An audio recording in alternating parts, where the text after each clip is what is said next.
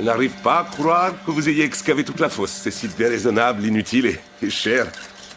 Tellement américain, j'adore ça. C'est bon, posez doucement.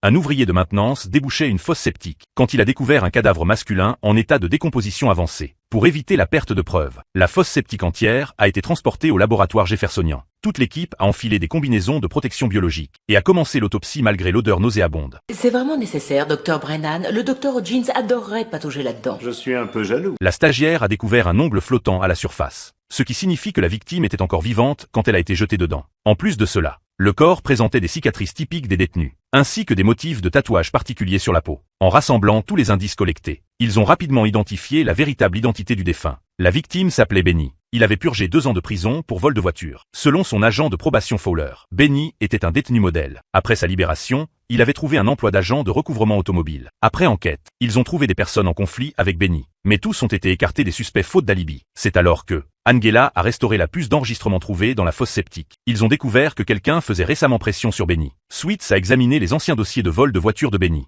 et a découvert par hasard que les dates des délits coïncidaient avec celles des rendez-vous avec Fowler. Ils ont supposé que Benny avait été longtemps extorqué par Fowler, ce qui a finalement provoqué un conflit fatal entre eux. Booth a convoqué Fowler sous prétexte de coopérer à l'enquête et a trouvé des preuves sur lui, confirmant définitivement qu'il avait été en contact avec Benny et qu'il était le véritable meurtrier qui l'avait tué. Je vous arrête pour meurtre. Et vous faites une erreur.